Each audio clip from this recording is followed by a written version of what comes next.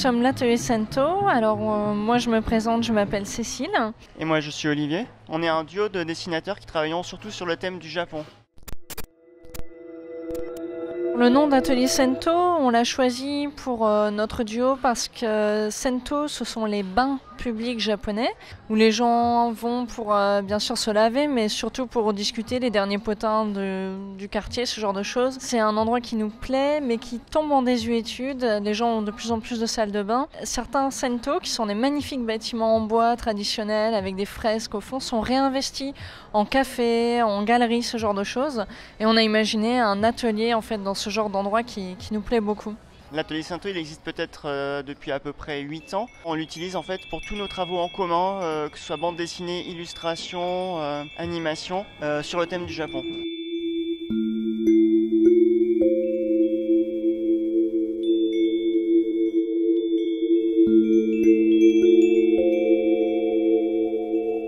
C'est la deuxième fois qu'on vient à Montpellier. On a un très bon contact avec le libraire qui nous reçoit sur son stand. Déjà, il est marié avec une japonaise. C'est quelqu'un qui connaît très bien le Japon et qui est aussi investi dans des missions d'aide suite aux événements du tsunami, etc. On a ce point en commun de s'intéresser à la campagne, à des choses qui disparaissent, et à l'envie de parler de ce qu'on aimerait protéger dans le Japon folklorique et de nos jours aussi. Et c'est vrai qu'on trouve un public ici qui est assez familial à la Comédie du Livre. Et le public familial, c'est le public d'Onibi parce qu'on n'a pas on vise pas une catégorie d'âge précise. Et au contraire, on s'adresse vraiment aux enfants les plus jeunes jusqu'aux personnes les plus âgées. Et aussi beaucoup de gens qui viennent nous parler du Japon, de leur voyage, de leurs enfants qui voyagent. Donc c'est vraiment un public qui nous correspond en fait.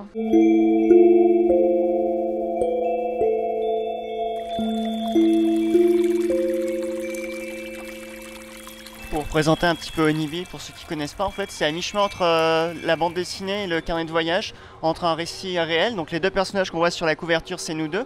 C'est un voyage qu'on a fait vraiment, tous les deux. Des personnages qu'on voit dans le livre sont des gens qu'on a rencontrés au Japon. Les endroits qu'on voit dans le livre sont des endroits que nous, on a visités. Mais à côté de ça, il y a un peu, comme on le voit sur la couverture avec les petits fantômes, tout un récit fantastique.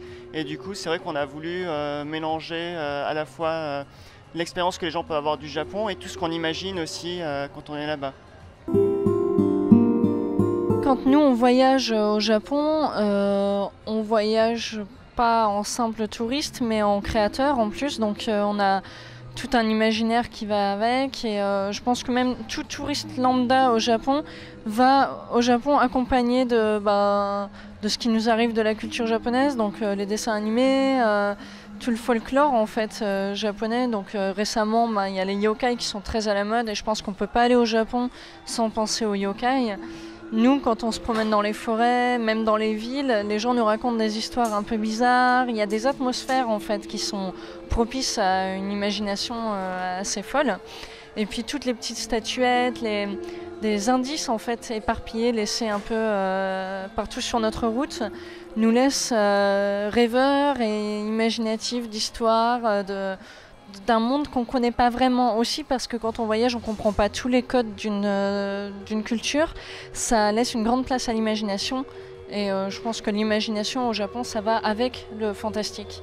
Et de toute façon dans le Japon, la culture japonaise, la limite entre la réalité et le fantastique est vraiment très floue. Il y a beaucoup de gens qui racontent eux-mêmes avoir vu des fantômes. Voilà, ils aiment bien laisser le doute sur ce genre de choses.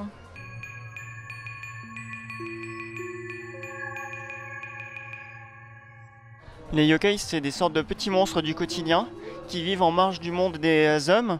Et ça peut être un peu n'importe quoi. Ça va des sortes d'animaux anthropomorphiques comme les tanuki, les renards qui peuvent être à la fois animaux, à la fois hommes, à même juste des objets comme des vieilles casseroles, des bassines de bain qui se transforment en esprits farceurs une fois passé un certain âge. Donc c'est des animaux qui sont à la fois grotesques, un peu effrayants parfois, souvent rigolos, souvent très bêtes, qui jouent des farces aux humains, qui ont un rôle éducatif, puisqu'il y a par exemple un yokai dont le rôle c'est de lécher la saleté dans les salles de bain, et du coup ça apprend que si on peut se retrouver nez à nez avec un monstre, il vaut mieux bien laver après son passage. Et voilà, il y a tout un rôle comme ça de créatures qui enseignent des leçons aux hommes. C'est aussi un bestiaire qui est en constante création. C'est-à-dire que n'importe quel artiste peut imaginer son yokai. Et ça, c'est un truc qui nous stimule beaucoup. Ce sont des personnages qui accompagnent l'être humain dans son évolution et en fonction de son quotidien. Donc c'est très contemporain, quoi.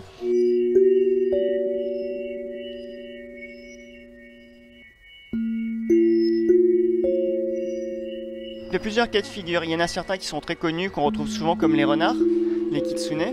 Il y en a d'autres qu'on a complètement inventés, d'autres dont on a repris l'image sans les nommer, et ils apparaissent comme ça un peu sans qu'on sache qui ils soient. D'autres au contraire dont on a repris le nom, qu'on a trouvé dans le dictionnaire des yokai d'un spécialiste, Shigeru Mizuki. On a repris son nom. On a vu dans le descriptif que le yokai, il n'a pas d'image spécifique, elle a été inventée par le dessinateur quand il a fait son article, et du coup nous on lui a inventé une image qui nous est propre, et du coup c'est vrai qu'on est assez libre pour créer, et on voulait quelque chose en équilibre entre reprendre des classiques du yokai et inventer les nôtres et s'amuser un peu avec toute cette image. L'idée c'était d'accompagner le lecteur à aller un peu plus loin dans sa découverte du folklore et dans sa possibilité à lui aussi de créer des choses. Donc il y a beaucoup de gens qui connaissent les kitsune, qui connaissent certains yokai, et par cette porte-là, on veut les amener à comprendre que les possibilités sont infinies en fait.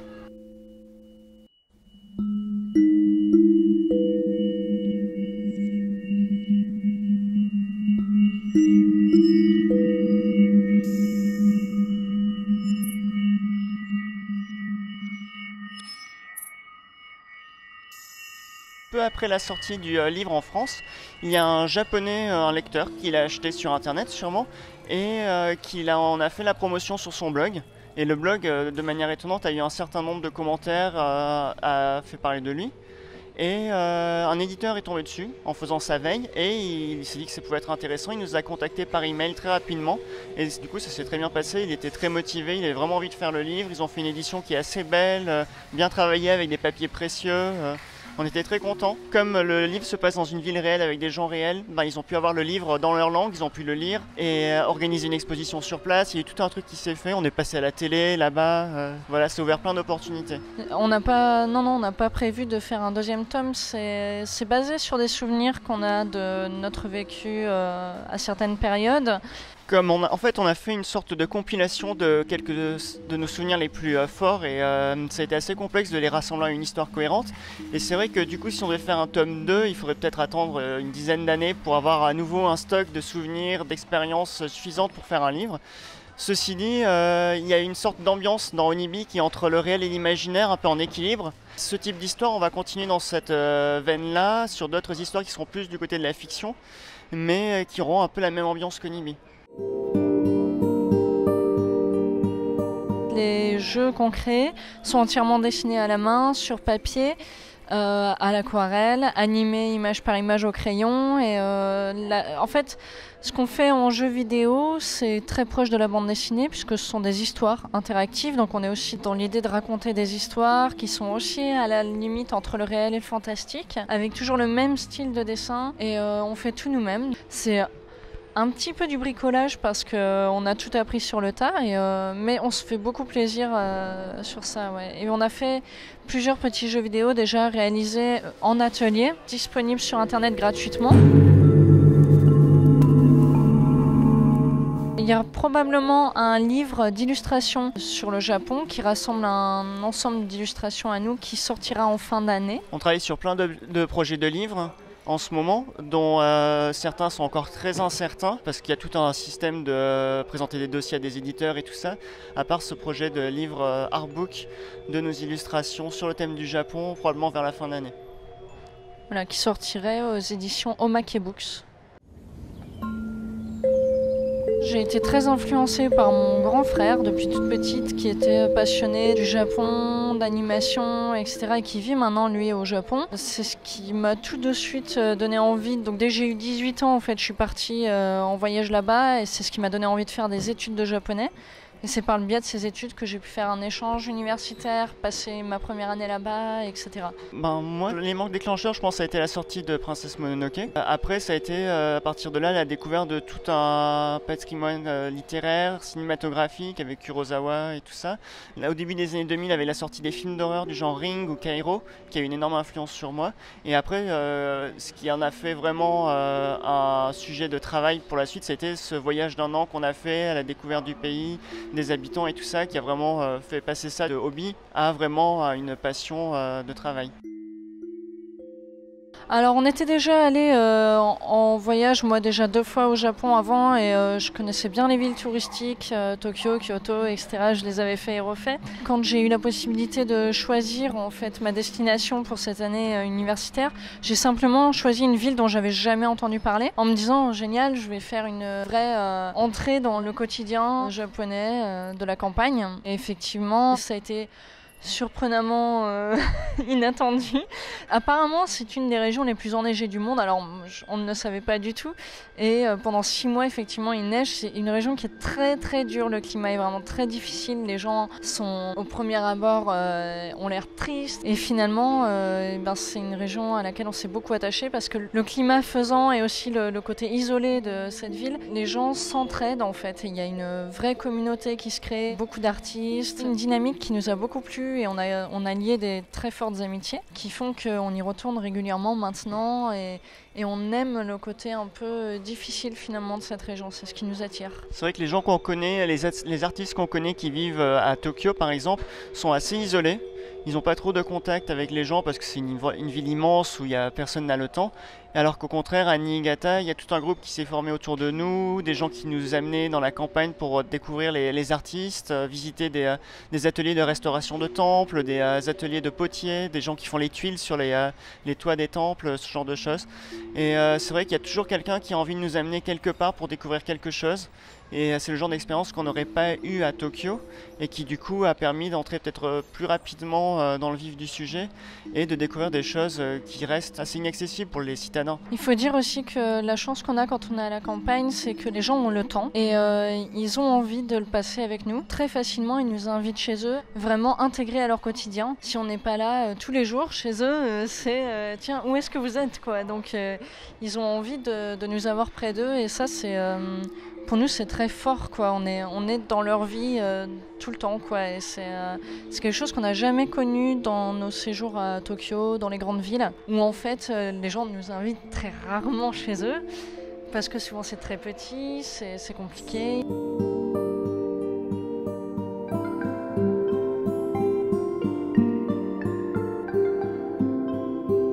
Un jour, des gens qui sont dans le livre d'ailleurs, qui nous ont amenés en plein milieu de la montagne dans un petit village où ils fêtaient un mariage des renards. Et dans ce petit village-là, tous les habitants, même les policiers, étaient déguisés, maquillés en renards. Et ils célébraient donc ce mariage très mystérieux, presque silencieux, avec des défilés étranges. Dans la montagne, dans des paysages magnifiques, qui s'est terminé au milieu de la nuit avec un torii éclairé en rouge.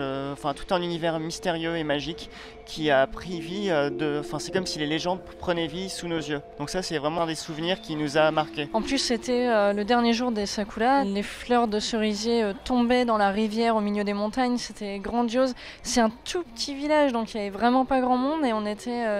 c'était hyper authentique, assez incroyable, avec aucune explication. Juste des gens qui déambulaient en renard avec des masques fantomatiques.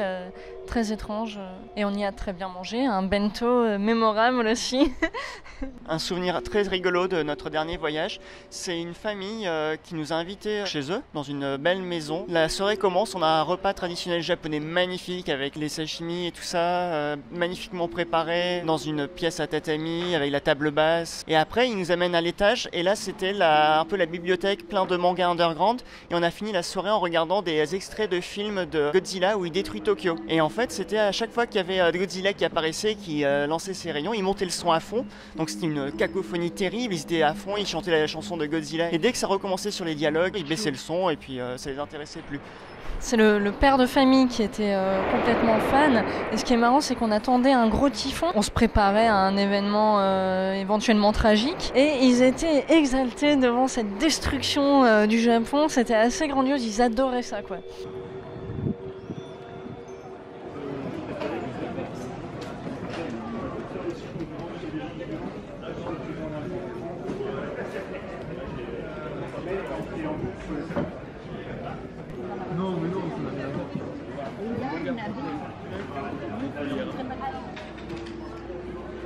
Nous, on ne pourrait pas vivre au Japon continuellement parce qu'on a un métier qui est très libre et c'est une liberté dont on ne pourrait pas jouir au Japon. Et donc forcément, la France nous plaît aussi beaucoup pour plein de choses, ses paysages, ses avantages sociaux.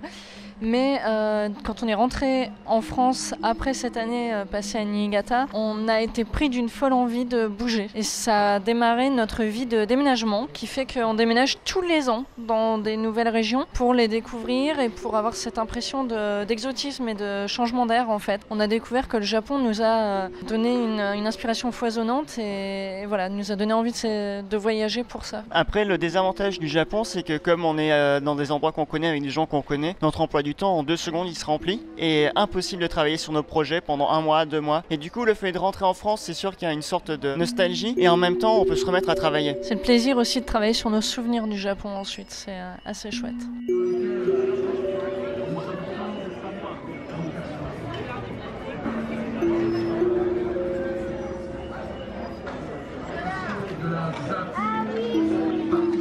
Merci beaucoup, ça nous a fait plaisir.